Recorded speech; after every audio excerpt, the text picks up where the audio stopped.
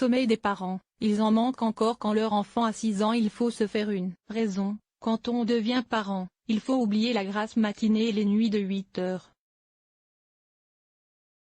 C'est ce que montre une étude de l'Institut allemand pour la recherche économique.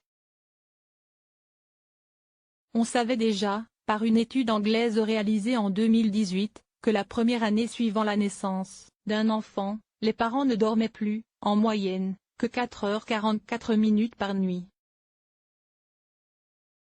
Si, par la suite, la durée de sommeil s'allonge heureusement, elle n'est quand même plus comme avant.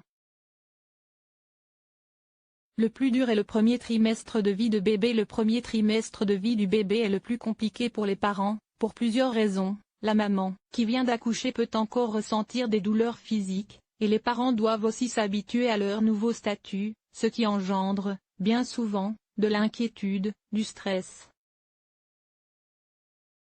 Et il ne faut pas oublier, bien sûr, les soins du bébé, les tétés ou les biberons, toutes les 3 heures, de jour comme de nuit, ce qui hache énormément les nuits. Résultat, durant cette période, les mamans dorment, en moyenne 1 heure de moins qu'avant d'être enceintes, contre seulement un quart d'heure pour les pères.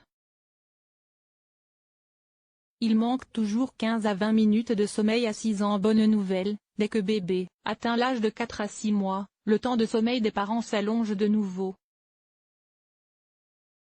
Il gagne environ 30 minutes. Toutefois, s'ils dorment plus longtemps, la qualité de leur sommeil n'est pas celle d'avant, elle est moins bonne car les parents sont toujours plus ou moins sur le qui-vive avec leur enfant. Et ce manque de sommeil dure longtemps, puisque lorsque leur bambin souffle ses 6 bougies, ils ont toujours une dette de sommeil de 20 minutes pour les mères et d'un quart d'heure pour les pères. Il va falloir s'y faire.